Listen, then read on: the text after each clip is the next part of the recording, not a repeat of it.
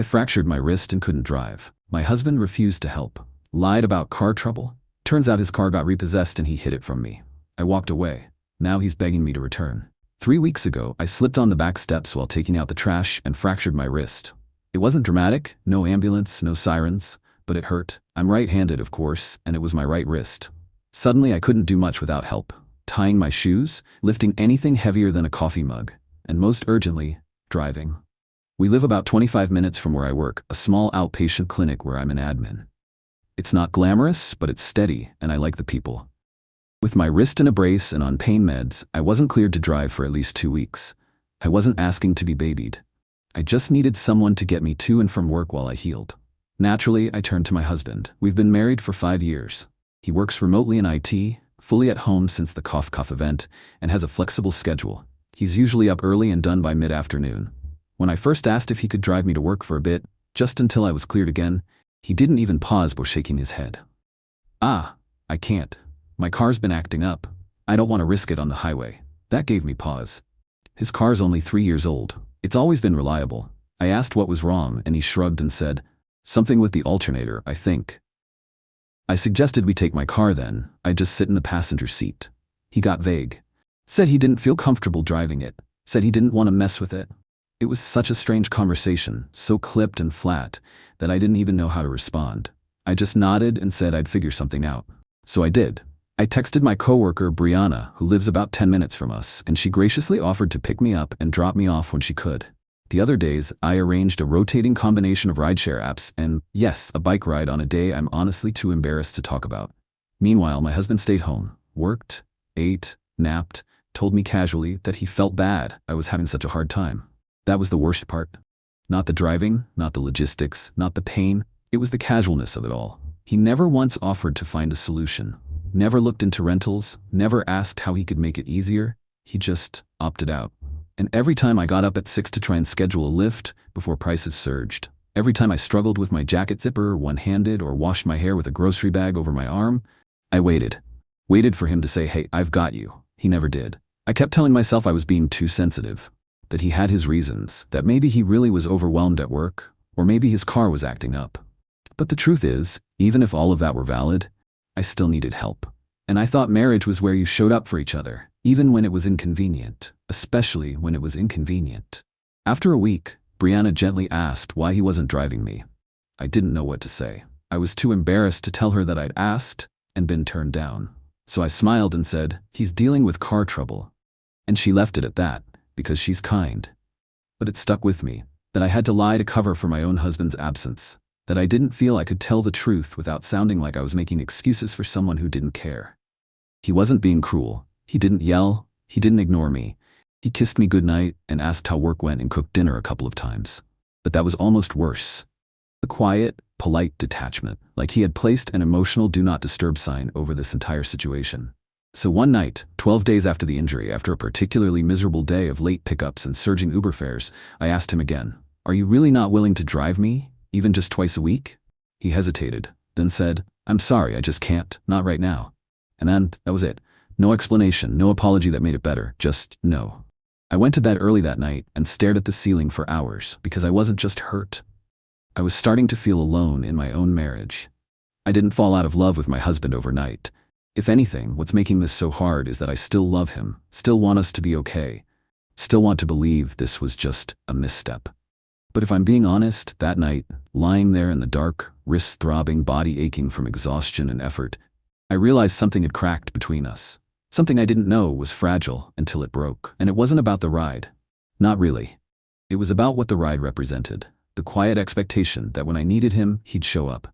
And the realization that he wouldn't. Maybe that sounds dramatic, but I think that's how a lot of relationships fall apart. Not with screaming matches or cheating scandals or someone walking out, but with small silences, gaps, unsaid things that slowly become unbearable. The truth is, I've always been the one who adjusts. When we first moved in together, he was in between jobs. I picked up extra shifts, tightened our budget, and never once brought it up like a weapon. I believed in him. I told him I didn't mind.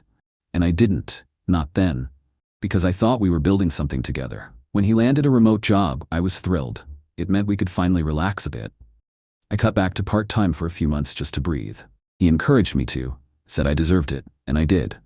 But then the dynamic started to settle into something less temporary and more tilted. It wasn't just money, although I stayed the main contributor longer than I meant to. It was how things slowly became my responsibility by default. Groceries, bills, scheduling appointments, remembering birthdays, managing our social life, coordinating travel. Everything we call mental load, that invisible, thankless labor, that all became mine. And I did it, quietly, because I thought that was what good partners do, because he thanked me, even if he never actually helped. Still, I didn't resent it. Not exactly, until now. Because when I needed just one thing, a ride, for 2 weeks, a simple, tangible act of support, he wouldn't give it. And I couldn't stop asking myself why. I tried to talk to him again the next morning. I approached it gently, hoping maybe he'd had a change of heart or just needed time to process. "Hey," I said over coffee. "I've been thinking, I know you've said no a couple times, but if it's something I said, or if you're overwhelmed—" "I'm not overwhelmed," he interrupted. "I just don't think I can take that on right now." I paused. "It's just driving. Twice a day." "I know," he said, not meeting my eyes, "but I'm behind on some stuff and I've already got my routine. It's a lot." He said it like I was asking him to do me a favor, not like I was asking my husband to help me exist. Something in me pulled tight, but I didn't push. I just nodded and went to wash my cereal bowl one-handed. That afternoon, Brianna asked me, again, gently, how things were going at home. I said fine, because I didn't know how to say, "I feel like I'm living with a roommate who won't look me in the eye." She looked at me for a long second and then said, "You don't have to tell me anything, but if you ever need somewhere to crash, I've got a couch." And that hit me harder than I expected, because for a split second I considered it. Not permanently, not even overnight. Just the idea of being somewhere with no expectations, no cold silence, no guilt. Somewhere I could be hurt and not have to pretend I was okay. I thanked her, of course, smiled, said it wasn't that bad. But later, while icing my wrist, I thought about the fact that someone who isn't married to me, who has no obligation to me, offered more care in a passing sentence than my husband had in 12 days. That was the moment I stopped making excuses for him. Because I had been. Constantly. It's just stress. He's always been reserved. He's not good at practical stuff. He probably just didn't realize how hard this is. But he did realize. He saw me struggle. He watched me wince every time I opened a drawer or tried to change clothes. He saw me limp home from a 10-hour shift, arm in a brace, too tired to eat, and he chose not to step in. That wasn't oblivion. That was a decision. A week later, I was finally cleared to drive short distances again. My wrists still hurt, but I could manage light steering. I almost cried in the parking lot, not from the pain, but from relief, because I could stop depending on anyone. I could stop waiting for someone to show up. That night, I told him I was driving myself to work again. He smiled, genuinely, and said, "That's great. I'm proud of you." And I just blinked, because I didn't want praise. I wanted to scream. I wanted to say, "Where were you when I needed you?" But I didn't, because if I said it, I wouldn't be able to stop. A few days later, I noticed something strange. His car hadn't moved in over 2 weeks.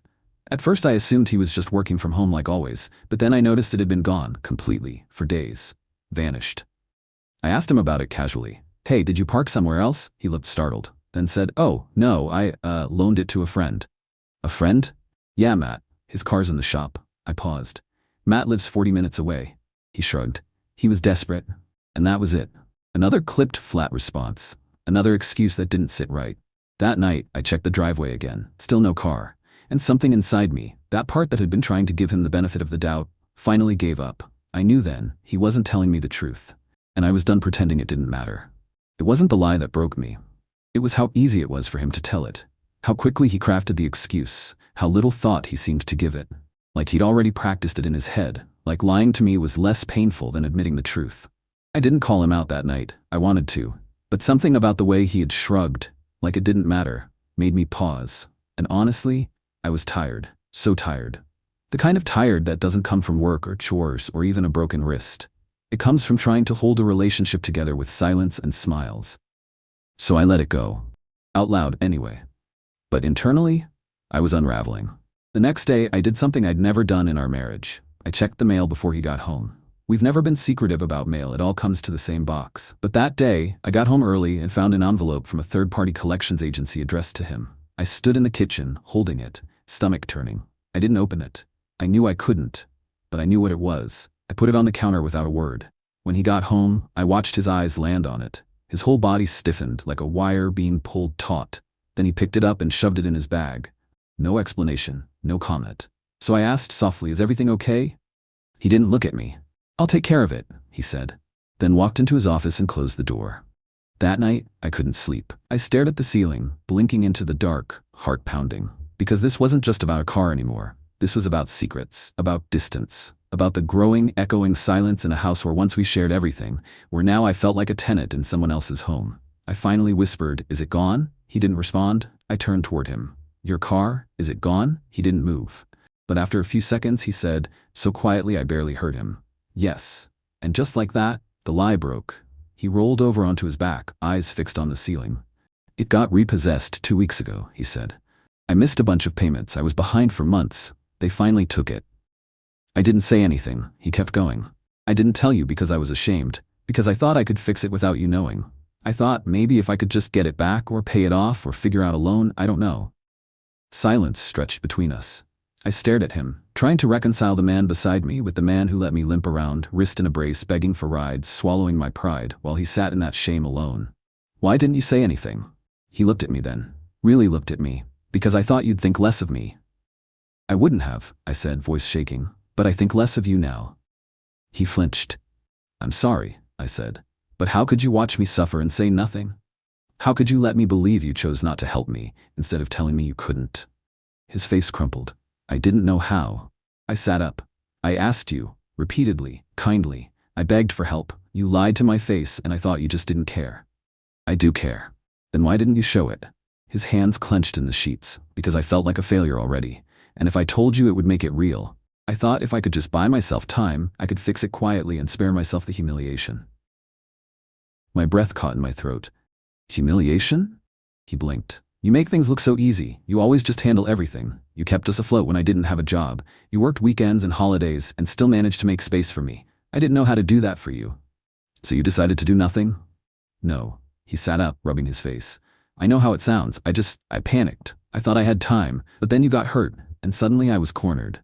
So you watched me struggle, watched me make plans and bend myself in half and hide my own disappointment, and you said nothing." He looked broken. "I thought it would pass." I laughed, sharp, bitter. "It didn't pass. I broke my wrist and you broke my trust." He started crying. "I didn't. I couldn't, because all I felt was cold. A deep, quiet cold that comes when the person you love turns out to be unwilling to face hard things with you." I walked out of the bedroom, slept on the couch. The next morning, he didn't come find me. I don't know if he thought I needed space or if he didn't know what to say. But I sat there with a cup of coffee, my wrist aching, and I realized something. For the first time in 5 years, I didn't feel married.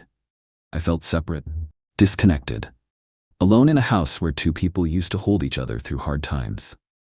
He texted me mid-morning, "Can we talk later?" I didn't respond, not because I was angry, but because I didn't know if later would change anything. When I finally walked into his office, he stood up immediately, eyes red, shoulders hunched. "I want to fix this," he said. "I'll sell stuff. I'll be honest from now on. I'll get a second job if I have to. I just don't want to lose us." I looked at him, and for the first time in days, I believed him. Because this wasn't pride talking, it wasn't avoidance, it was fear. Raw, exposed fear, the kind that comes from realizing you've hurt someone you love in a way you can't take back. "I'm not leaving," I said, "but I don't trust you, not the way I did before." He nodded, swallowed hard. "I know, and I don't expect you to, but I'll earn it back." He meant it, and part of me softened, but part of me stayed where it was, behind the glass wall he built when he chose silence over truth. Trust doesn't come back with promises, it returns slowly, in gestures, in consistency, in the absence of betrayal. He apologized again, for the lie, for the silence, for not being the partner I needed. And I told him, "You don't have to be perfect, you just have to show up." That was the hardest part. Not the debt, not the car, not even the shame, just the simple human expectation that when I fall, you'll offer your hand instead of looking away. He nodded, and then finally he took my hand, gently, carefully, like he knew he didn't deserve it yet, but I let him. Because love doesn't survive on forgiveness alone. It survives on effort, on showing up when it's hard, on choosing to speak the truth, even when it scares you. We didn't go back to normal after that conversation. I think some part of me expected we might, that once he apologized and explained, we'd hug, cry, and then something would click back into place. But that's not how this works.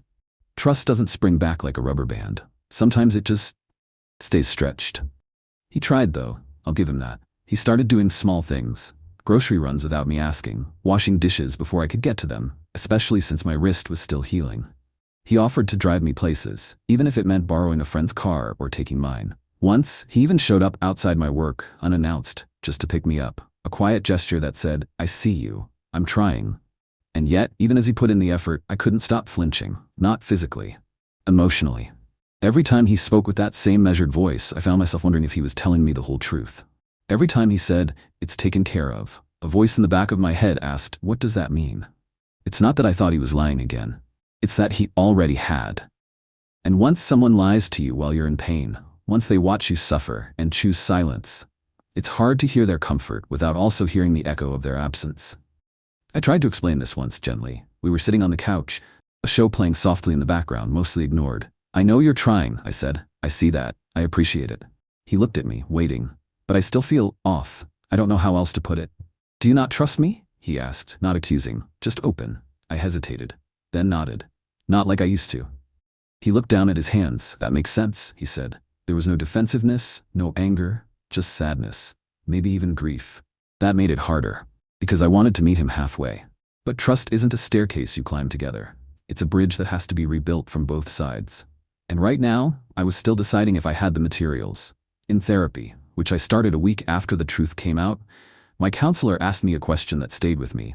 If you had known the truth earlier, she said, how would you have responded? I thought about it. Hard. I would have helped, absolutely. I would have sat down with him, figured out a plan, budgeted, brainstormed.